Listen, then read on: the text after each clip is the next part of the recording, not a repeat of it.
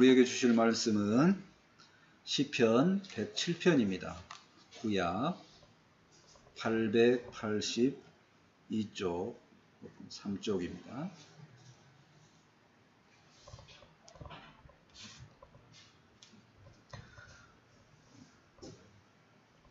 시편 107편입니다.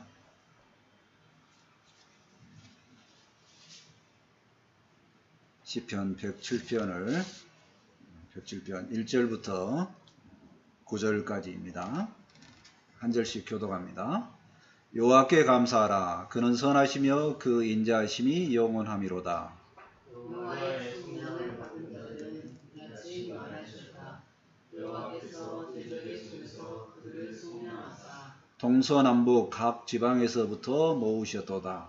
그들이 각야 사막들에서 방랑하며 거주할 성읍을 찾지 못하고 줄이고 목이 말라 그들의 영혼이 그들 안에서 피곤하였도다.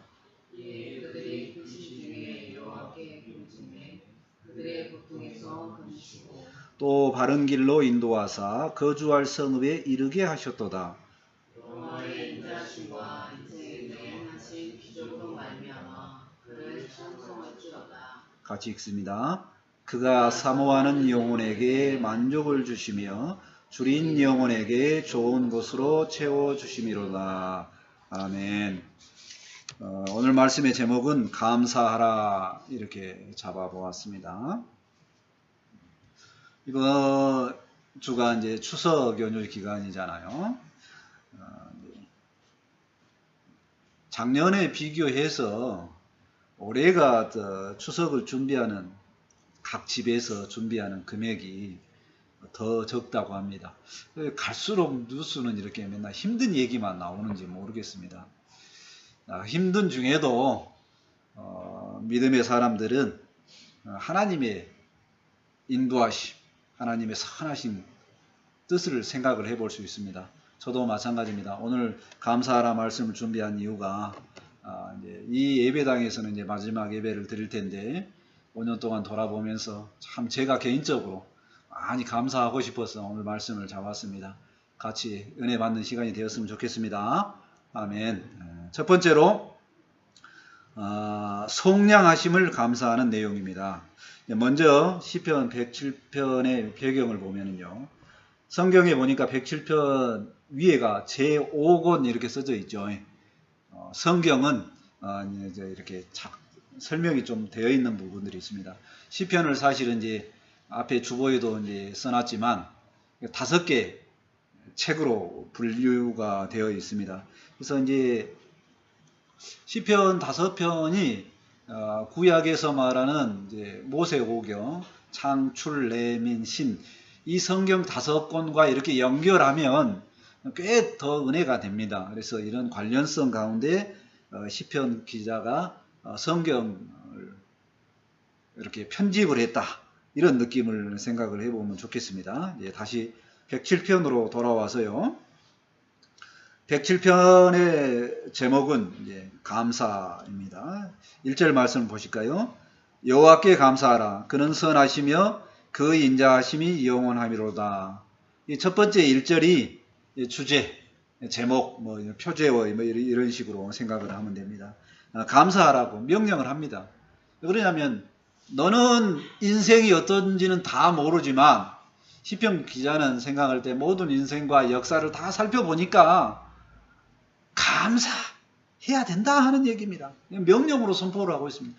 내 인생이 지금 힘들어 죽겠는데 그래도 감사하라는 얘기예요. 누가복음 17장에 보면 아주 그 불쌍한 인생이 나옵니다. 그 인생이 보면 그 나병 환자들이 나옵니다. 일평생 남하고 분리되고 삶을 평화롭게 누리지 못했을 겁니다. 근데 그 삶이 예수님을 만남으로 나병이 낫게 되죠. 근데 그 중에 딱 한 명만 돌아와서 감사를 합니다. 예수님께서 다른 것보다도 이 돌아온 한 명에게는 특별한 구원의 은혜를 선포를 합니다. 그러니까 병 낫는 게 문제가 아니고 하나님의 백성으로 구원받는 것을 선포를 다시 하게 되죠. 그러니까 감사가 넘치면 그 인생에 점점 더 하나님과 가까워지는 인생의 풍요 속으로 들어가는 연결을 생각을 해볼 수 있다는 얘기입니다. 지금도 시편 기자는 감사하라고 합니다. 감사의 큰 제목이 뭐냐면 하나님은 선하시고 인자하시고 그것이 영원하다는 겁니다. 하나님은 선하십니다.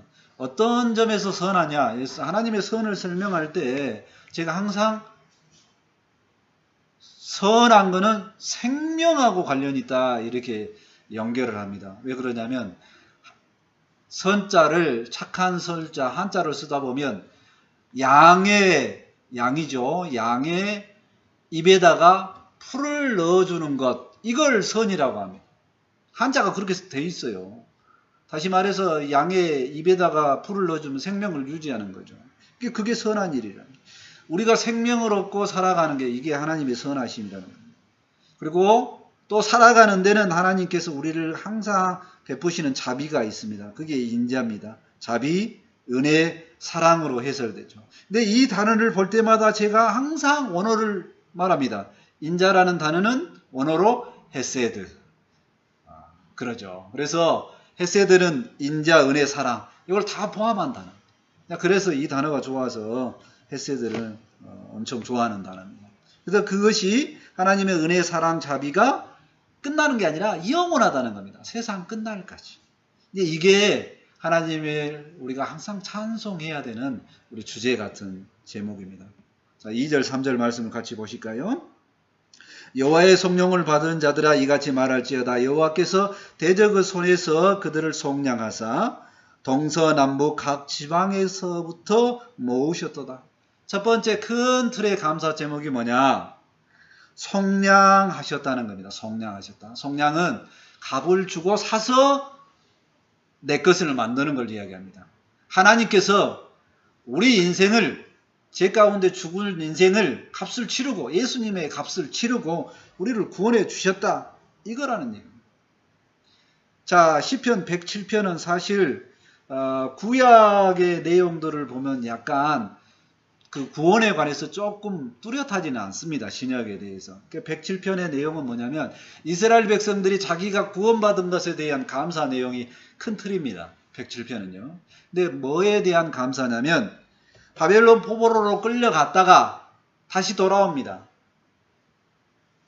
바벨론의 포로로 가서 70년 이상의 세월을 보내다가 돌아온 사람도 있죠. 좀 빨리 돌아온 사람도 있습니다. 이렇게 이제 구원받았다 하는 것을 감사하는 찬양입니다. 이게 바로 속량이죠. 우리는 그러면 우리 인생은 바벨론 포로하고 상관이 없는데 뭔 관계가 있느냐? 우리도 죄 가운데서 구원받았다. 이렇게 되는 거죠. 속량받았다 이렇게 합니다. 그리고 이 백성들을 하나님께서 항상 그러죠. 속성이 영원까지입니다. 동서남북 모든 지역의 모든 땅의 모든 시간을 합쳐서 모으십니다. 하나님의 백성들을. 똑같습니다. 우리 인생에. 믿는 우리 인생들도 하나님의 때가 되어 하나님의 백성을 모으십니다. 마태복음 24장 31절에 종말의 때에 그렇게 말씀하십니다. 그가 큰 나팔 소리와 함께 천사들을 보내리니 그들이 그의 택하신 자들을 하늘 이 끝에서 저 끝까지 사방에서 모으리라. 하나님은 하나님의 백성들을 그냥 매번 매 때마다 돌보시지만 그대로 내버려 두지 않으시고 끝날이 되면 종말의 때가 되면 하나님의 나라에 큰 천국에 들어가게 되면 그 땅에 살아갈 수 있도록 이제 모으신다 하는 얘기입니다. 그 속량하시고 구원하신 은혜가 우리에게도 동일하게 있다 하는 얘기입니다. 그때가 되면 우리가 이 땅의 모든 수고를 놓고 평안함 속에 들어갈 걸 믿습니다. 성령의 은혜를 감사합니다. 아멘. 두 번째로 인도하심에 대한 감사입니다. 4절부터 7절 말씀입니다.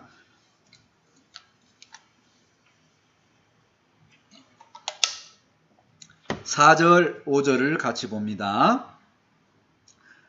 그들이 광야 사막길에서 방황하며 거주할 성읍을 찾지 못하고 줄이고 목이 말라 그들의 영혼이 그들 안에서 피곤하였도다. 이스라엘 백성들의 삶을 보면 이처럼 이제 방황하는 삶이었다는 얘기입니다. 포로 가운데 있었으니까 자기가 거주할 땅이 없어요. 집이 없죠. 광야에서 아무것도 없는 것, 사막에서 아무것도 없는 것은 또 정처가 없는 길에서 모든 곳에서 방황했다는. 왜 이렇게 방황했냐? 하나님을 떠나서 자기 마음대로 살려고 했는데 인생이 이렇게 꼬이고 힘들었다는 겁니다. 거주할 성읍이 없었다. 방황했다는 거죠. 이스라엘 백성들이 나라 없는 민족으로 살았듯이 그런 삶을 살 때 방황할 수밖에 없었다는 얘기입니다. 그렇게 살 때 어쩌다고요? 그들의 인생은 그러죠. 줄이고 목이 말라. 영혼이 그들 안에서 피곤하다. 인생이 피곤했다는 겁니다. 인생이 피곤하다. 자기가 뭔가를 열심히 이루어갖고 놔두면 뺏어가는 인생, 뺏기는 인생 얼마나 힘들겠습니까? 근데 이거는 그 사람들의 인생뿐만 아니라 우리 인생도 똑같습니다. 내가 뭔가를 이루려고 열심히 이루지만 사실 이루는 것도 없고 뺏기는 경우도 많죠. 모든 인생은 만만하지 않습니다. 쉽지 않습니다. 힘들어요. 힘들고 얼마나 힘쓰는 것에 대해서 얼마나 지친 인생이었는가를 가끔가다 이야기할 때 저는 힘을 안 쓰니까 잘 모르는데 태영 집사님 가끔가다 이야기하죠. 직업을 처음 가졌을 때 초년에 하여가는 그 일을 했을 때 얼마나 힘들게 일을 하게 하는데 너무나 놀란 게 이 더운 여름 때 잠깐 불러가지고 선풍기 방향 좀 돌리라 막 이런 식으로 막 괴롭히는 그 인생들 가운데도 잘 살았다는 거예요. 얼마나 피곤하고 힘들었을 겁니다. 근데 그 피곤한 인생을 계속 살고 있죠. 피곤하기만 하면 살겠습니까? 어쨌든 이렇게 피곤한 인생입니다. 우리 인생도 근본적으로 우리 인생이 피곤한 이유가 뭐냐면 우리는 연약합니다. 타락했어요. 하나님 신적인 수준에 못 가 있습니다. 그러니까 타락했죠. 그러니까 우리는 맨날 아프고 인생 자체가 생명을 유지하기 위해서 또 먹어야 되고 마음이 넓지 못해서 피곤하고 얼마나 힘든지 모릅니다. 죄 때문이든 환경이든 인생은 피곤하다는 거예요. 뭐 어떻게 해결해야 됩니까? 의지할 대상은 뭡니까? 이스라엘 백성도 똑같습니다. 6절 7절을 같이 볼까요? 이에 그들이 근심 중에 여호와께 부르짖으매 그들의 고통에서 건지시고 또 바른 길로 인도하사 거주할 성읍에 이르게 하셨도다. 포로 가운데 있는 인생이 얼마나 슬펐겠습니까? 타향에서 살면서. 우리나라 사람으로 말하면 뭐 고려인 뭐 이런 사람들이죠. 얼마나 나라를 생각을 하면서 고통 중에 살았을까요? 그들의 선택은 뭡니까? 없어요. 근심 중에 하나님께 부르짖지. 하나님께 부르짖는.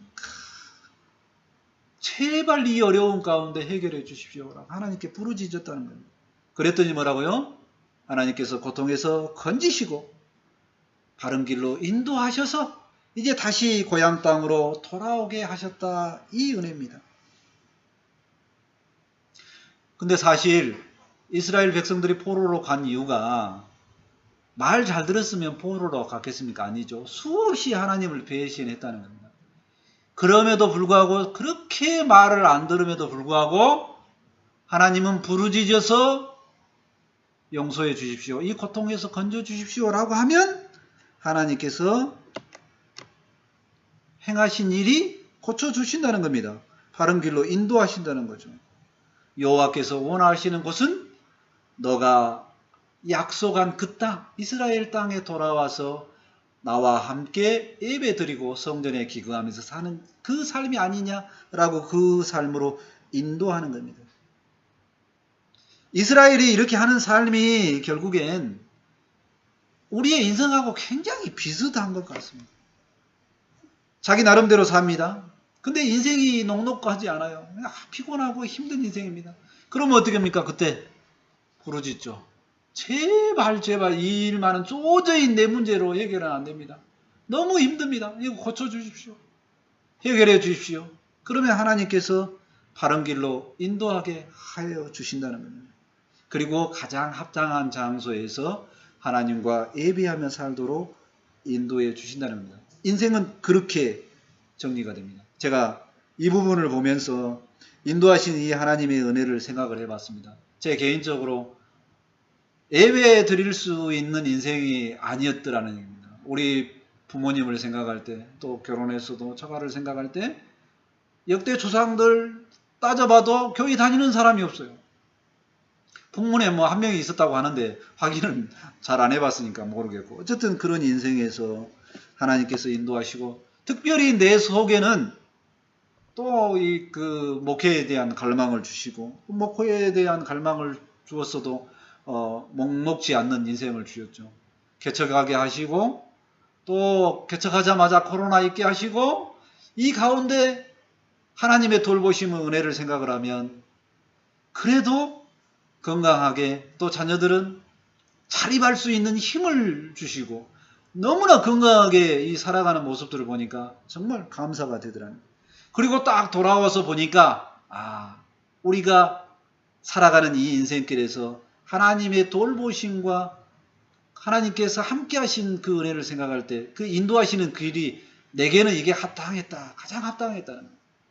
저 개인적으로 옛날에 내면에 있었던 그 불과 같은 그 어두움, 세상을 어찌 해버리고 싶은 그런 어두움 속에 있다가 죽음만 생각하고 살았는데, 지금은 생명을 생각하고 살리는 일을 생각하고 이렇게 살아가는 인생이 얼마나 감사한지를 모르겠습니다.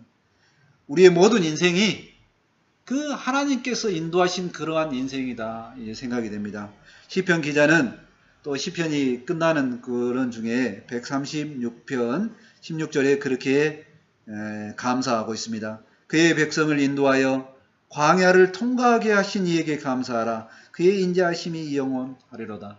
우리의 모든 인생들을 구원하여 주시고 인도하신 은혜를 감사합니다. 아멘. 세 번째로 만족을 주심을 감사합니다. 8절 말씀을 보실까요?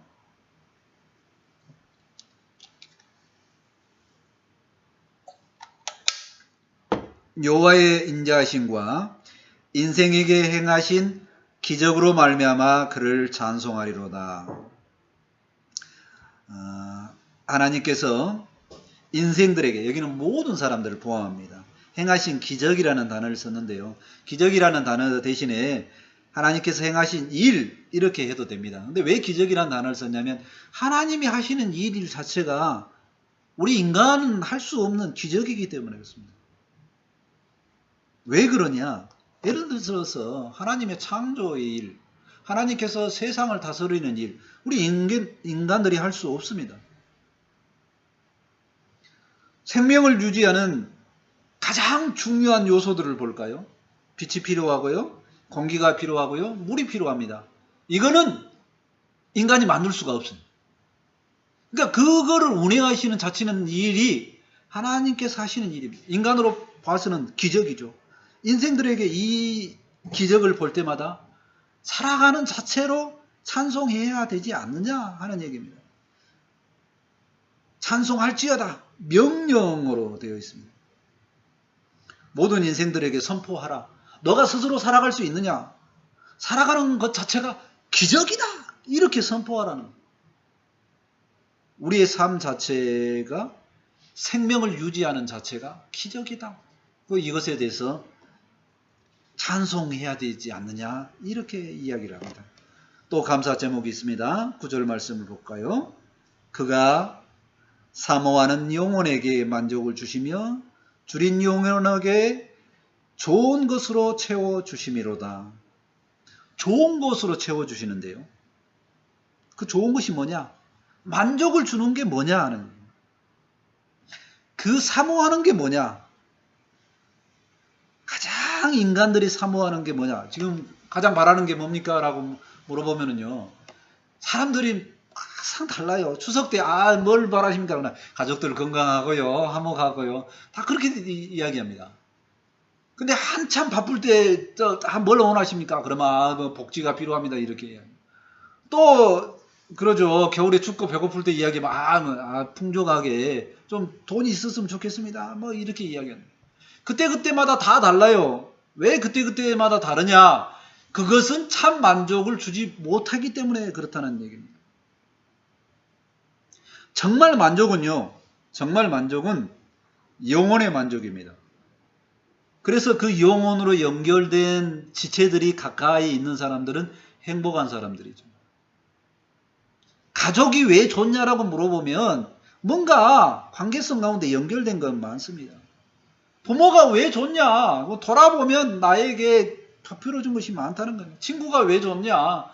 그럼 나에게 준 것이 많고 뭔가 연결된 게 많다는 얘기입니다. 근데 그들을 통해서는 아까 말했던 물질이나 복지나 이런 거 원하지 않습니다. 그들을 통해서는 뭐요? 다 감정적인 거, 마음의 만족을 원하죠. 그렇지만 사실 그 중요한 존재들도 일부만 만족을 주고요. 전체의 만족은 주지 못합니다. 오직 만족을 주시는 분은 하나님이죠. 하나님. 줄인 영혼에게 온전히 만족을 주시는 분은 하나님임을 믿습니다. 아멘. 인생에서 사람이 물이 없으면 살 수 없듯이 줄인 영혼이라고 표현했습니다. 왜 줄인 영혼이냐? 인간은 근본적으로 타락한 순간부터 줄인 영혼이라는 얘기예요. 마음이 타락해서 하나님의 동산에서부터 쫓겨날 때부터 불안한 겁니다. 안정처가 없어요. 영혼의 만족이 없습니다. 그래서 그 만족한 것을 찾아서 방황을 하죠. 청년들은 혹시 여자를 만나면 그 영혼을 만족을 누리지 않을까 생각을 해보고, 남자들은 그러죠. 뭔가 재밌는 일을 꾸미고 게임을 하고 그러면 또 술을 마시면 만족을 누릴까 생각을 해보면 안 되더라고요. 안 돼. 줄인 마음은 오직 채우는 말씀은 하나님 뿐입니다. 그래서 예수님은 수고하고 짐진 인생들의 아주 불러 모으십니다. 다 내게로 오라. 내가 너희를 쉬게 하리라. 그 인생은 그렇게 되니까 영혼의 만족을 누리려면 내게 오라라고 이 얘기를 합니다. 구약의 많은 말씀들이 이스라엘 백성들이 만족하지 못하고 타락의 길로 가는 영혼의 모습을 볼 때 그 뭐라고 하냐면 정말 암흑화 같은 인생을 살아가는 인생이 뭐냐, 그 내면에 하나님의 말씀이 없기 때문이다 하는 얘기입니다. 우리나라가 지금 갈수록 폭력적인 일, 범죄적인 일이 조금씩 늘어난 이유가 뭐냐면 도덕적으로 또 문제가 있고요. 영혼의 만족을 누리는 사람이 갈수록 줄어들기 때문이다 하는 얘기입니다. 근데 그 영혼의 만족은 결국엔 뭔가에서부터 자기가 공급을 받아야 되는데 공급을 받지 못하기 때문입니다. 그래서 아모스 선지자는 그런 형편을 보고 이렇게 이야기합니다. 아모스 8장 11절에 주 여호와의 말씀이니라. 보라, 날이 이를지라. 내가 기근을 땅에 보내리니 양식이 없어 주림이 아니며 물이 없어 가람이 아니요 여호와의 말씀을 듣지 못한 기갈이라. 결국엔 많은 인생들이 하나님으로부터 떨어져 나가는 숫자가 많으면 많을수록 그 사회와 가정과 모든 것은 피폐해지고 굶주림에 헐떡인다는 얘기입니다. 그 영혼에게 하나님은 만족을 주심을 믿습니다. 아멘. 그래서 그 하나님을 통해서 내가 구원받았다, 내가 하나님의 백성이다 하는 안정감을 누리고, 또 우리에게 가장 좋은 것으로 항상 채워주신 그 하나님을 생각할 때 평강을 누릴 수 있다는 얘기입니다.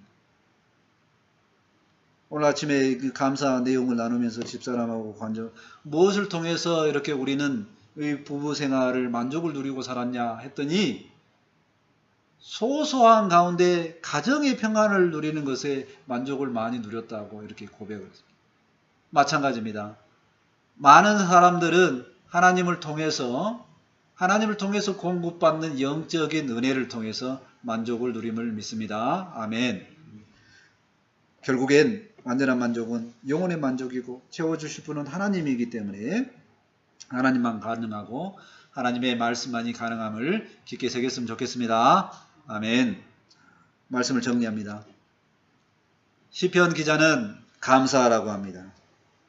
그 감사한 기준이 뭐였냐? 첫 번째는 내가 속량받아서 구원받은 은혜에 감사하라. 하나님의 백성이 되면 감사하라. 종말할 때 하나님의 나라에 들어가는 그 백성으로 모여지는 것에 대해서 감사하라고 그랬습니다. 두 번째 감사 제목은 하나님께서 인생을 돌아보면 그 인생이 가장 좋은 길로 하나님과 만나는 곳으로 하나님을 향해 가는 길으로 인도하신 그 은혜를 생각할 때 감사하라 이렇게 했습니다. 세 번째로 세상께서 가장 필요한 것들, 물과 공기가 항상 살아가는 것, 좋은 것을 주시지만 그 주신 것에서 더해서 우리가 영혼의 만족을 누릴 수 있는 것을 주시는 것은 오직 하나님 한 분뿐이니 그 하나님을 인하여 감사하라 이렇게 했습니다. 우리가 이 감사 제목들로 영원히 감사하며 믿음 안에서 은혜로 살아가면 좋겠습니다. 아멘. 기도합니다. 하나님 감사합니다. 우리가 하나님을 알게 하시고 은혜 받게 하시고 구원받게 하시며 하나님의 백성으로 살아가게 하심을 감사합니다. 그 가운데 하나님 저희들을 좋은 곳으로 인도하시고 늘 좋은 곳으로 채워주시니 감사합니다. 이 감사 제목으로 인하여 평생에 살아가며 만족을 누리며 주님 안에 동행하는 인생을 살아갈 수 있도록 함께하여 주옵소서. 말씀이 선포되어 싸우니 이 말씀으로 인하여 힘을 얻고 능력으로 살아갈 수 있도록 함께하여 주옵소서. 감사하며 예수님의 이름으로 기도합니다. 아멘. 이제 찬송 379장 하시고 준비하시는 힘을 하나님께 드립니다.